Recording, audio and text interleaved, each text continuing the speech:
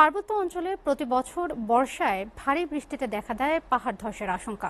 বান্দরবানের বিভিন্ন পাহাড়ে পাদদেশে ঝুঁকিপূর্ণভাবে বসবাস করছে লক্ষাধিক মানুষ। এসব বাসিন্দাদের নিরাপদ আশ্রয়ে সরিয়ে না নেওয়া হলে যে কোনো সময় পাহাড় ধসে ঘটতে পারে প্রাণহানির ঘটনা। তাই বসবাসকারীদের দ্রুত সরিয়ে নেওয়ার দাবি স্থানীয়দের। বান্দরবান প্রতিনিধির প্রতিবেদন।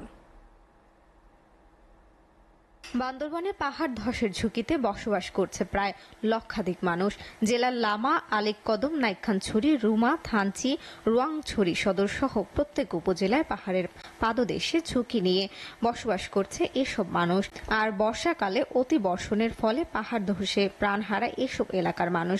ভৌগোলিক অবস্থানগত কারণে পার্বত্য এলাকায় পর্যাপ্ত সমতল ভূমি না থাকায় দরিদ্র অসহায় মানুষ অনেকটাই বাধ্য হয়ে পাহাড়ের পাদদেশে বসতি স্থাপন করে। শীত ও শুষ্ক মৌসুমে তেমন একটা ঝুঁকি না থাকলেও বর্ষাকালে টানা বৃষ্টিপাতের কারণে ভূমি ক্ষয় হতে দেখা দেয় পাহাড় ধস। প্রতি বছর বর্ষা মৌসুম আসলে ঝুঁকিপূর্ণ এলাকা মানুষদের সরিয়ে নেওয়া হলেও বর্ষা শেষে আবারও পাহাড়ে বসতি স্থাপন করে তারা। তাই বর্ষা শুরু হওয়ায় ঝুঁকিতে রয়েছে পাহাড়ের এসব বাসিন্দারা। বৃষ্টি বেশি হইলে পাহাড়ে তো নিচে নামি যায়। তো এখন গরিব মানুষ অন্যরকম দিন হারা পরে বৃষ্টি কমিলে আবার বাড়িতে আইজে গে। এখন আরো তো ঘর নাই, জামাই নাই, সামান্য পোয়া নাই। তো এখন পাহাড় জঙ্গলত না থাকি, নালা নদী না থাকি কই থাকবো, জীবনটা বাঁচা পড়িব।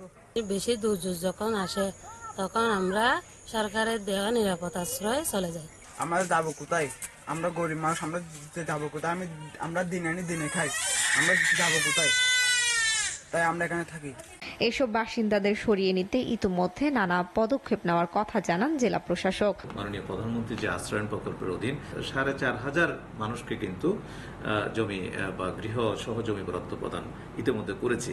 এখানকার কিছু আইন কানুন আছে, আইন কানুনের মধ্যে যেটুকু রয়েছে অবশ্যই আমরা সেই মোতাবেক ব্যবস্থা নেব। সরকারি তথ্য মতে বান্দরবান জেলার গেল 5 বছরে পাহাড় ধসে প্রাণ হারিয়েছে অন্তত 63 জন। এসিটিভি নিউজ ডেস্ক।